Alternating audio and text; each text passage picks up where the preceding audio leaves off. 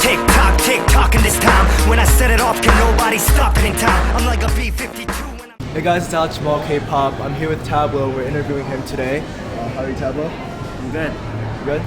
So you came here for your Global Fresh Conference, collective conference? Yes. And how was that? It just wrapped up, sort of. We have a party, which is part of the conference, and it was really fun. It was an eye-opening experience. Talented artists from all over the countries, all of the continents. We got together. There's a lot to learn from each other, I think, and for me, I'm gonna take back a lot of inspiration. Yeah. So what was your role exactly? You're representing Korea, right? Yeah. I don't know. I don't want to be too grandiose about it, but that's what they say.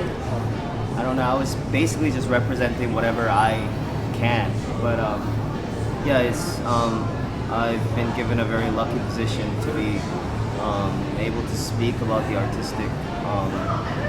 various artistic things that are going on in Korea. All right, very cool. You guys are releasing a remix album, right? Yeah, in July. So is that a collection of your past hits as well, or is it just your new stuff? It's a collection of all some of our major hits and some of the songs that we thought should be hits. And then we didn't just remix it. It's basically like a completely remade album. It's all the instrumentation, all the tracks are different. Genres have changed. Sort of like a Linkin Park album? Yeah, we also re-recorded everything. Oh, okay. Even the vocal parts, even the vocal featuring parts, is re-recorded with different artists. And so it's going to be a completely new sound for Epic High as well. So a lot of people will like it, I think. Very cool. So Planet Shiver was the one that's producing most of it, or was it just you guys working together, or was it just basically? Planet Shiver is actually is one of our artists on our label. So these guys are exceptional. So I wanted them to just have a go at it. It's not good for music. Like I wrote the song, so I don't really want to remix it because you don't want the same kind of thing coming out. Even though it might be different, but it's still coming from the same person. I wanted someone else's fresh perspective on our music, and I'm glad I made that decision. So also you guys are working with Dumbfounded. You guys said you guys were gonna record with them. Have you done that already, or? No, but I'm actually going to go meet Dumbfounded in LA tomorrow, and also Iris Nines from Dilated Peoples. We're talking to him about doing something together. So it's an exciting moment right now. Also, you guys have really cool concepts with your design for your albums and stuff. Yeah. Do you guys do that as you make the album, or do you guys think of it on your own, or do you guys have people do it for you? Usually I come up with the concept for it, and then I talk to whichever artist I can find that can do that the best. So we haven't always worked with the same person. It changes every time, and this time I think I'm gonna try to work with somebody in France. The artwork was amazing. I saw it and fell in love with it. So it actually, I get inspired by other people's art, and the inspiration I get from it, I come up with something, and then they get inspired again. So it's a good give and take kind of thing. Yeah. You seem like you're a hat kind of person. I always see you in hats. Do you ever want to experiment with your hair? I'm very lazy. Okay. I'm not lazy in terms of what I do, but I'm very lazy in taking care of myself. So I shower and stuff, but I don't really like doing my hair. I don't even have a single thing of wax or hair wax or whatever in my house. The girlfriend helps, right? What? The girlfriend helps with my hair? Or just keeping well kept? No, actually my girlfriend doesn't really care if I'm that's awesome. Kept. Yeah, she just cares that I'm happy. So in recent events, we heard that Michael Jackson passed away. Yeah, so as soon as I got here, yeah. How do you feel about that? Well, Michael Jackson, I'm sure it's the same way for everybody, but he was a huge inspiration to everyone.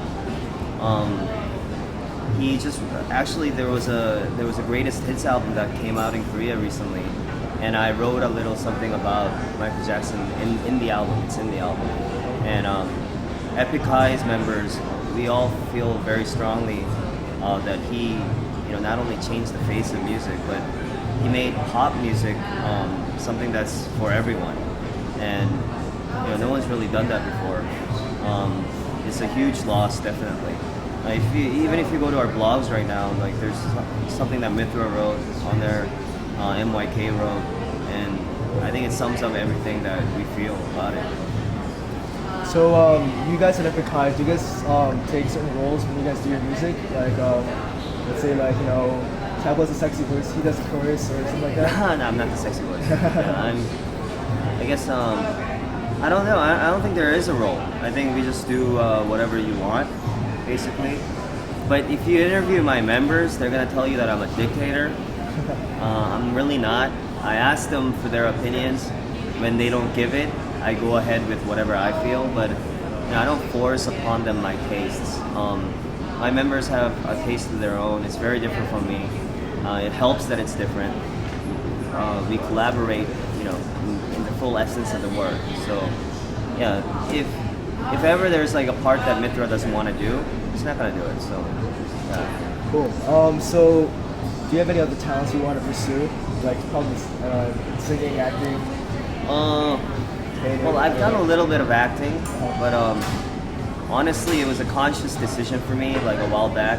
I prefer that people do what they're good at. I thought that it was unfair. I thought it would be unfair of me to take somebody's role just because I'm famous.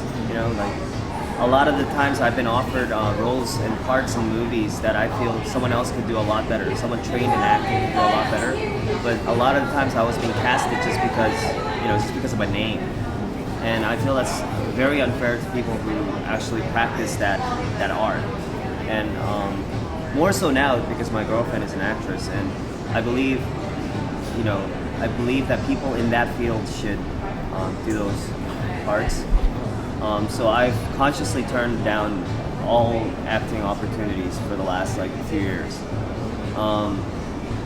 I think I'm now at the age and the time in my career where I have to concentrate on what I do well and try to do that better than I do now, because there's still a lot for me to learn even in what I'm doing. I'm not the best at what I do. Like I could be the best if I work really hard at it. I'm still not even halfway there, so I'm just gonna concentrate on what I can do. I see. So here at Allkpop, we do a lot of work with artists moving on to America and stuff. Uh-huh. How do you feel, or what do you believe is the most important thing that they should achieve or do with their music to break into the U.S. market? I see a lot of Korean labels. I think they're under the perception that you have to seem American to break into the American industry, but I don't really think so. Like, yeah, I speak fluent English. It helps, and then people are like, hey, why don't you break into the American industry? It doesn't work that way. You don't break in just because you seem American or you speak English. I honestly think that artists from Korea, when they come over here, instead of trying to mask their Koreanness, they should just show it the way they are. I mean, they're great the way they are. That's why people love them in Korea. That's why people overseas love them. It's okay to have a translator. There's nothing wrong with that. It's okay to speak in broken English. There's nothing wrong with that. As long as when you're on stage and you're doing your stuff, and you command that stage, it doesn't matter what language you're doing it in. It doesn't matter what culture you represent. So I think Korean labels and Korean artists in general who are trying to break into America, I think they need to embrace the fact that they are who they are, and they should be proud of who they are, and they're good enough the way they are to be appreciated. If they're not appreciated, it doesn't mean that they're not good enough. It just means that people aren't really seeing it, and speaking like perfect English isn't going to change that. So I think we all of us, all Korean artists, all Asian artists in general, should be more confident about their Asianness. Shouldn't have to change or exploit their Asianness, of course. That's bad. But I don't think anybody has to mask their Asianness with the image of being more Western. You know, you don't have to conform. You don't have to fit in. You can be the outsider and still, have merit. Right. Thanks for that. And also, last thing, what are your future plans? Other than a remix album, do you guys plan to tour again or album? We're working on the next album, the next official album. That's gonna be out in end of August or September. And this album is gonna be very different. We've done a lot of albums that are, message oriented. The last album we did was like straight up hip hop. We like to do different things with different albums. It's been a while since I've done anything really upbeat and like 신나는 음악. And the next album I actually told my members I want to do something that people can dance to. I want to do something that people can listen to in clubs or at home, wherever. I want to make feel good music. So I think the next album we do is going to be a feel good music. Yeah. All right. Thank you so much for having us. Thank you. All right. See you guys. Thank you, Johnny.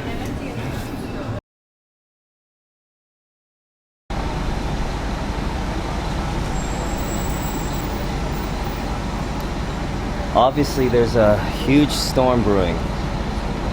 Where? On mapthesoul.com and allkpop.com. Yeah!